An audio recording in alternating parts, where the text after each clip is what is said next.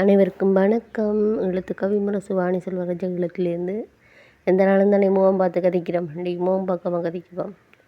என்ன சொல்ல வாரேன்னு சொன்ன அன்றைக்கி பக்தி வேறு தொண்டு வேறு.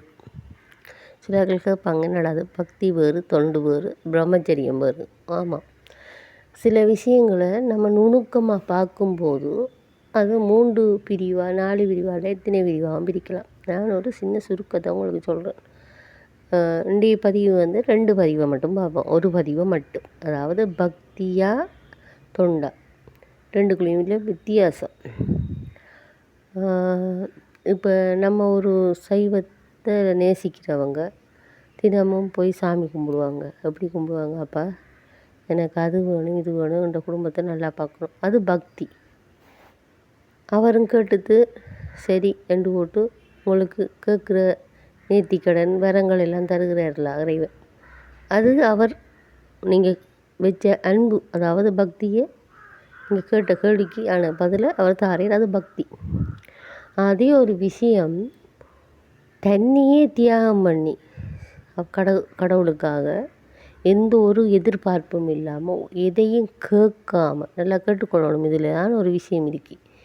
எந்த ஒரு எதிர்பார்ப்பும் இல்லாமல் தன்னைத்தானே தியாகம் செய்து எதையும் இறைவனுக்காக செய்வன் என்று முன்வந்து அவனுக்கு முடிஞ்சதை எந்த ஒரு எதிர்பார்ப்பும் இல்லாமல் இறைவன் அன்பில் மூழ்கி தத்தளித்து ஒரு சின்ன பூவாவது ஏதாவது அவனுக்கு கிடைச்சதை கொண்டு கொடுத்து அவனையே எப்போதுமே நேசிக்கிறவனுக்கு தான் தொண்டர்கள்.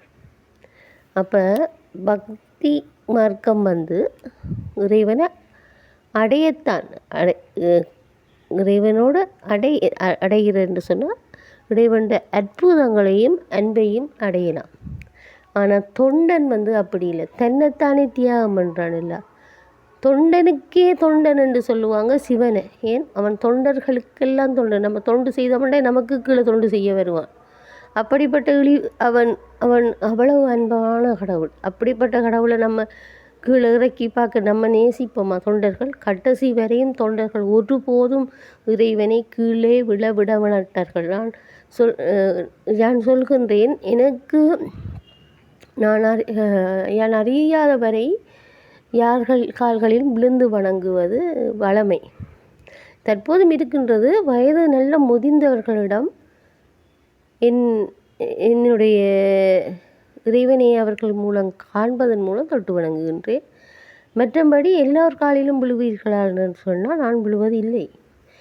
ஏனென்று சொன்னால் அப்பன் கீழே நான் கீழே விழுந்து கும்பிடும்போது அவர் இறைவனும் கீழே தாழ்த்தப்படுவதாக எண்ணும் போது அவரை நான் தாழ்த்தும் அளவுக்கு என்னுடைய மனம் கேட்பதில்லை. அப்படியான ஒரு அன்பு இருக்க வேண்டும். கண்ணப்பனார் போன்ற ஒரு பக்தி இருக்கின்றது நம்மிடம் என்றால் அந்த அளவுக்கு பக்குவம் கூட நம்மளிடம் இல்லை. முடிந்த அளவு நம்மளால் இயன்ற ஒரு அன்பை செலுத்தி தொண்டை, அதாவது நம்மளால் இருக்கின்ற அவனே உலகம் என வாழ முடியும் என்பதுதான் என்னுடைய கருத்து. அப்போ பக்திக்கும் தொண்டுக்கும் பக்தி பக்தனாகத்தான் இருக்க வேண்டும். தொண்டன் தான் இறைவனை அடைகிறதுக்கு வாய்ப்பாக இருக்கும். எனவே மக்களே, நீங்கள் பக்தனாக இருந்து கொள்ளுங்கள், தொண்டனாக இருந்து கொள்ளுங்கள்.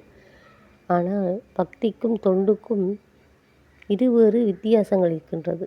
பக்தி மனதால் வாரது, தொண்டு தன்னையே தியாகம் என்பதை இவ்விடத்தில் சொல்லிக்கொண்டு யான் சிவதொண்டன் என்பதில் பெருமை அடைகின்றேன். எத்தனையோ நாயன்மார், எத்தனையோ ரிஷிகள்கள், முனிவர்கள் இறைவனை அடையும் வாய்ப்புகள் பல கஷ்டத்தின் போது கிடைத்தது. அடியனுக்கு எளிய வடிவில் கிடைத்தது. அதுவும் நடராஜர் கோலத்தில். யாரும் கண்டிருப்பார்களா என்று கருத்தில் எண்ணி பார்த்தால் அடியனுக்கு தெரியாது. அது ஒரு அற்புதமான நிகழ்வு. யாரிடமும் சொல்லக்கூடாது என்பார்கள். யான் சொல்கின்றேன், அப்பனை அடைவது என்னுடைய பாக்கியம் என கருதுகின்றேன். இவ்விடத்தில் உங்களோடு பேசிக்கொண்டிருக்கின்றேன், உண்மையை பேசிக்கொண்டிருக்கின்றேன். பூசை செய்ய மாட்டேன், தினமும் நினைக்க மாட்டேன். அடியனை எப்படி ஆட்கொண்டான் என்பதை அடியனுக்கே தெரியாது. எதையும் எதிர்பார்க்க மாட்டேன். இனி கேட்கப் போவதும் இல்லை. அவன் எதை தருவானோ அதை பெற்றுக்கொள்வேன். எதை தருவானோ அதை பெற்றுக்கொள்வேன் என்பதை இவ்விடத்தில் உறுதி பண்ணுகின்றேன். எதையும் கேட்டு பெறுவது அவனுக்கு பிடிக்காது என்பதால் அவனுடைய எண்ணம், அவனுடைய ஆசை, அவன் எதையெல்லாம் நடத்த வேண்டும் என்று நினைக்கின்றானோ, என்னை ஆட்டி படைக்க வேண்டும் என்று நினைத்தால் கூட அதற்கு மடியேன் ஏற்றுக்கொள்கின்றேன். அவன் ஒரு சித்தன், பித்தன், அதைவிட தேவர்களுக்கெல்லாம் தேவன், மகாதேவன் எம்பெருமான். அதனால் எல்லா இறைவனையும் விட பெரியவன் எவனென்றால் என் சிவனாகத்தான் இருப்பாரே ஒழிய, சிவனுக்குள்ளே சக்தி எம்பெருமான் தன்னந்தானே பாதி தாய்க்கு தியாகம் பண்ணியவன். அப்படி பார்க்கும்போது அவனை விட பெரிய தெய்வம் எதுவும் இல்லை என்பதை இவ்விடத்தில் சொல்லிக்கொண்டு, சிவதொண்டே திருத்தொண்டாம் எனக்கொண்டு வழிநடத்தி வருகின்ற அடியேனும் ஒரு சிவதொண்டை தான். நன்றி, வணக்கம். ஈழத்து கவிமரசு வாணி செல்வராஜா, ஈழத்திலிருந்து. நன்றி.